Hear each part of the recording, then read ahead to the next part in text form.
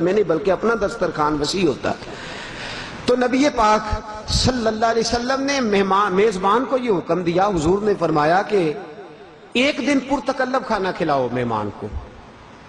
ایک دن سے مراد 3 وقت کا کھانا ہے، صبح دوپہر اور شام، پرتکلف، اور ہو سکے تو مہمان کی مرضی پوچھ لو کہ تم کیا کھانا پسند کرو، اور مہمان جب آئے تو اس کی ضروریات کے بارے میں پوچھ لیں کہ آپ ابھی سوئیں گے، بیٹھیں گے، لیٹیں گے، کہ کس طرح آپ کی طبیعت مانتی، پوچھ لیں، ضروریات کا خیال کریں، اور ایک دن پرتکلف کھانا اور اپنی گنجائش میں رہ کے جو اس وقت آپ کے پاس ہے اس کے اندر رہ کے پرتکلف کھانا ایک دن کھلائیں، اور 2 دن جو بعد کے ہیں، 3 دن مہمان ہے وہ آپ، جو اگلے 2 دن ہے وہ جو روٹین میں گھر میں پکتا ہے وہ لا کے مہمان کے آگے رکھیں، اور چوتھے دن اگر مہمان رہے تو میرے نبی نے فرمایا 3 دن وہ تیرا مہمان تھا، چوتھے دن بھی اگر تو اسے کھلائے گا تو اللہ تجھے صدقہ کرنے کا ثواب عطا فرمائے گا، چوتھے دن بھی اگر تو اس کو کھلائے گا تو رب کریم تجھے صدقہ کرنے کا ثواب عطا فرمائے گا۔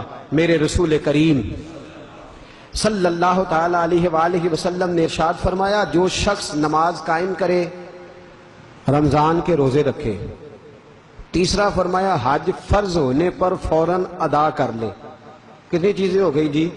پہلے نمبر پہ نماز پابندی سے پڑھے، زکوٰۃ صحیح ادا کرے، اور رمضان جب حج فرض ہو جائے تو فوراً، اور چوتھے نمبر پہ فرمایا مہمان جب بھی اس کے گھر جائے خوش ہو کے آئے۔ یہ بندہ جب قیامت کے دن اللہ کی بارگاہ میں جائے گا تو اللہ جنت کے سارے دروازے کھول دے گا، جس دروازے سے دل کرے داخل ہو جائے۔ مہمان نوازی نعمت ہے، مہمان نوازی اللہ کا فضل ہے۔ جب آپ کے گھر میں مہمان آئے تو آپ کا سینہ، دل، چہرہ کشادہ ہونا چاہیے، کھلا ہوا ہونا چاہیے۔ کھانے کی خواہشات کم کریں اور کھلانے کی خواہشات زیادہ بنا دیں، پیار کریں، محبت کریں۔ دیکھیں نا، صوفیاء نے جو خانقاہیں بنائی تھی ان میں لنگر خانہ قائم ہوتا تھا۔ وہ لنگر خانہ کیا ہوتا تھا؟ اس سے امیر غریب سارے کھاتے تھے، لوگ آتے تھے، اس لنگر خانے سے انہیں حسب توفیق کھانا ملتا تھا، چائے ملتی تھی، موسم کے مطابق بستر ملتا تھا، رہائش ملتی تھی، اس کو خانقاہ، وہ کھاتے تھے، بیٹھتے تھے، رہتے تھے، تربیت حاصل کرتے۔ خانقاہ اسی کا تو نام ہے کہ وہاں اللہ کے بندوں نے ساری ضروریات اپنے سالکین کی، مریدین کی تربیت جن کی کرنی ہوتی تھی، ان کی ساری ضروریات کا وہاں خیال رکھا جاتا۔ مہمان نوازی ہوتی تھی۔ مہمان نوازی سب سے پہلے جو شروع فرمائی ہے تو حضرت ابراہیم علیہ السلام۔ حیران ہو جائیں گے آپ بات سن کے، 3 وقت میں کوئی وقت ایسا نہیں ہوتا تھا کہ جناب ابراہیم بغیر مہمان کے کھانا کھائیں۔ 3 وقتوں میں ایک وقت بھی کوئی ایسا نہیں گزرتا تھا کہ بغیر مہمان کے۔ بہت بڑا آپ نے ایک مہمان خانہ بنایا ہوا تھا۔ یہ سارے مہمان خانے کے نام ہیں، اور نبی پاک نے فرمایا جو مکان کی زکوٰۃ دینا چاہے نا، زکوٰۃ سے مراد ہے مکان کو پاک کرنا چاہے، فرمایا وہ گھر کے اندر مہمان خانہ ضرور بنائے، مہمان خانہ ضرور قائم کرے۔ پہلے اس کو ڈیرا کہتے تھے، مہمان خانہ کہتے تھے، صوفیاء جب شروع ہوئے تو خانقاہ کا نام ہو گیا، بعد میں کچھ عرصہ اس کو لوگوں نے بیٹھک بھی کہا، اب ذرا انگریزی کا تڑکا لگ گیا تو لوگ ڈرائنگ روم کہنے لگے ہیں، لیکن اس کا اصل نام کیا ہے؟ مہمان خانہ۔ بولیے گا، جن کو زیادہ نیند آ رہی ہے وہ ذرا بولیں، کیا جی؟ مہمان خانہ۔ مہمان خانہ ایک اچھا خوبصورت جگہ تھی، مہمان رہتے تھے، قیام کرتے تھے، کھاتے پیتے تھے، وہاں ان کے لیے پرائیویٹ جگہ ہوتی تھی، باہر الگ سے دروازہ ہوتا تھا، الگ سے نکل جانا، الگ سے ساری ضروریات، با پردہ سارا وہ نظام ہوتا تھا۔ میرے حبیب کریم صلی اللہ علیہ وسلم نے فرمایا، امام بہقی شعب الایمان میں لائیں، فرمایا سب سے پہلے مہمان نوازی حضرت ابراہیم نے شروع فرمائی۔ ڈھونڈا کرتے، اور کئی دفعہ ایسا ہوتا تھا کہ مہمان نہیں ملتا تھا تو حضرت ابراہیم روٹی نہیں کھاتے تھے۔ دیکھیے کیسا درجہ ہے، مہمان نہیں ملتا تو کھانا ہی نہیں کھاتے۔ وہ پیر آف مانکی شریف بہت بڑے بزرگ ہیں سندھ کے، بہت اللہ کے بندے ہوئے، سلسلہ قادریہ کی بہت بڑی خانقاہ ہے۔ وہ آئے جب تحریک پاکستان چل رہی تھی پیر جماعت علی شاہ صاحب محدث علی پوری کے پاس، تو آ کے کہنے لگے پیر صاحب سے آدھی رات کو آئے تو رات 2 بجے ہوئے، سردیوں کی رات ہے، موسم ٹھنڈا ہے۔ تو پیر صاحب نے سارے گھر والوں کو جگا لیا، فرمایا مہمان آ گئے، اٹھو، تازی روٹی پکاؤ، تازہ سالن تیار کرو۔ سیدزادیاں اٹھ کے کھانا پکانے لگی، سادات کرام۔ اب ٹھنڈی لکڑیاں، بڑا مشکل ہو گیا۔ 1-1.5 گھنٹے کے بعد کھانا پکا، تو کھانا سجایا، ان کو پتہ ہی نہیں، بتایا ہی نہیں بظاہر پیر صاحب کو کہ لنگر پک رہا ہے، کھانا لگ گیا، اتنی دیر دودھ پیش کیا، کھجوریں پیش کیں، جو اس وقت ماں حاضر تھا۔ تو پیر آف مانکی شریف کہنے لگے حضرت جی آپ نے تکلیف کی، مجھے تو 20 سال ہو گئے، 20 سال ہو گئے، میں نے تو کبھی رات کو روٹی کھائی ہی نہیں۔ تو میرے ملت کہنے لگے حضرت جی آپ کو 20 سال ہو گئے، آپ نے کبھی رات میں کھائی نہیں، اور مجھے 60 سال ہو گئے، میں نے کبھی مہمان کو بغیر کھائے سونے نہیں دیا۔ آپ 20 سال کو دیکھیں گے یا میرے 60 سال کو دیکھیں گے؟ تو حضرت امیر ملت نے بات کی تو وہاں جتنے لوگ بیٹھے تھے وہ کہتے ساری دنیا شش کرنے لگی، فرمانے لگے سید زادیوں نے آدھی رات اٹھ کے پکایا ہے تو کھائیں تو صحیح۔ پیر صاحب فرماتے میں بیمار رہتا تھا، مجھے ہضم ہی کچھ نہیں ہوتا تھا، رات کو کبھی نہیں کھایا تھا، اس دن میں نے جی بھر کے کھایا اور سید زادوں کے گھر سے کھایا اور خلوص سے کھایا تو اللہ نے میرے پیٹ کی ساری بیماریاں ہی دور فرما دی۔ بارہ تکلیف تو مہمان نوازی، میزبانی سب سے پہلے حضرت ابراہیم نے شروع فرمائی۔ حضرت ابراہیم علیہ السلام دوپہر کے وقت نکلے مہمان ڈھونڈنے، کیا کرنے؟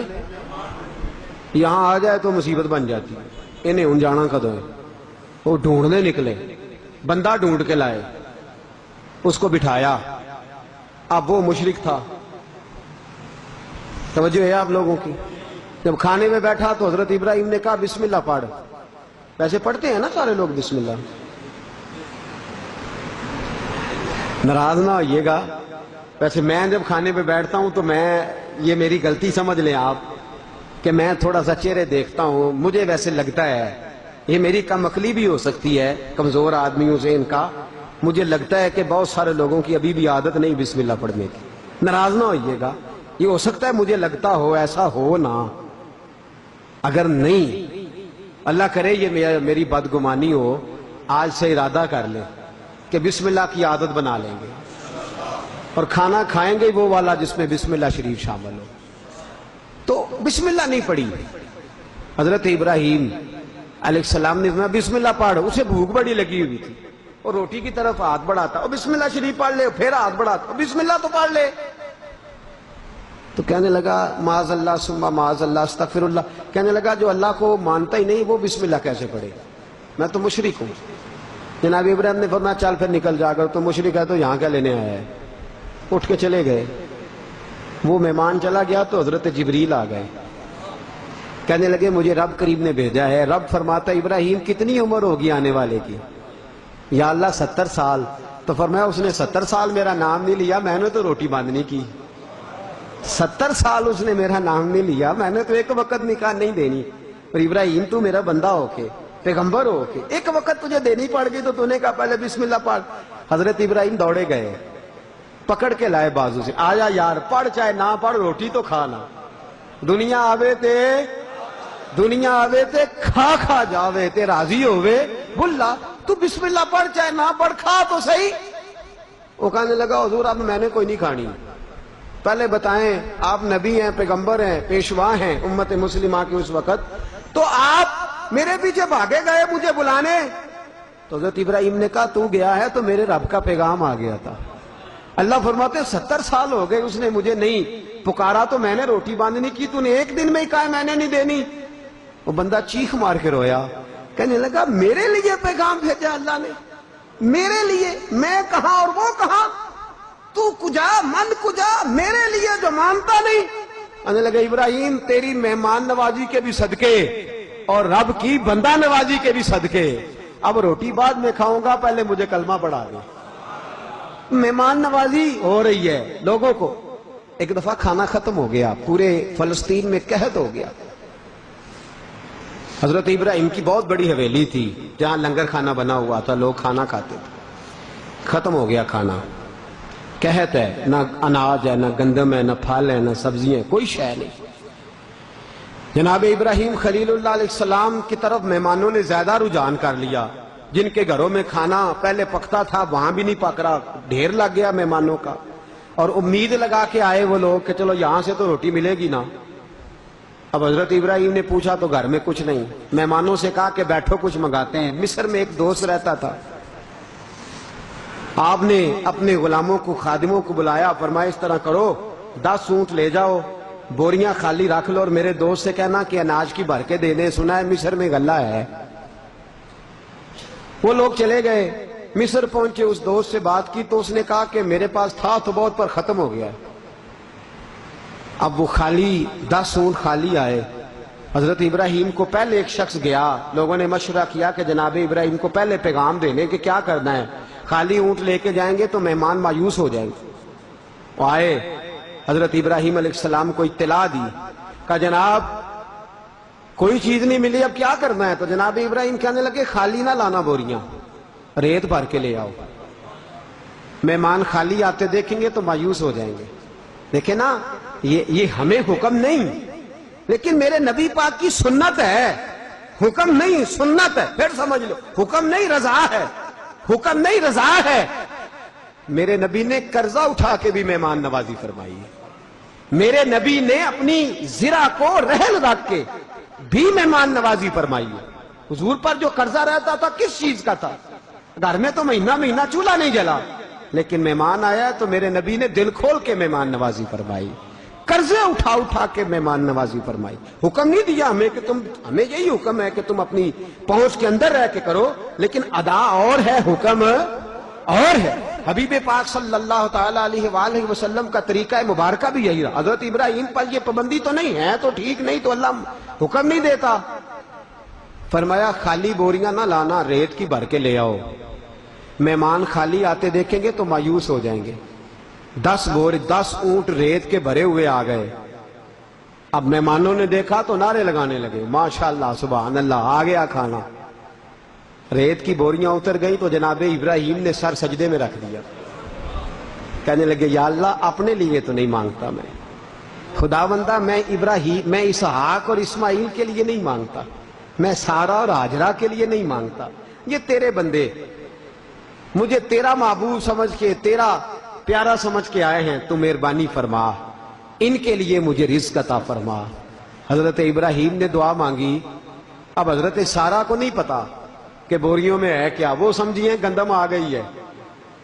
کن کانٹے کن تے فصلاں محکن تے ہووے بخت سولا، دنیا آوے تے کھا کھا جاوے تے راضی ہووے بلا۔ ان کو یہ پتا ہے کہ گندم آ گئی، انہوں نے کنیزوں سے کہا چلو چلو بوریاں کھولو۔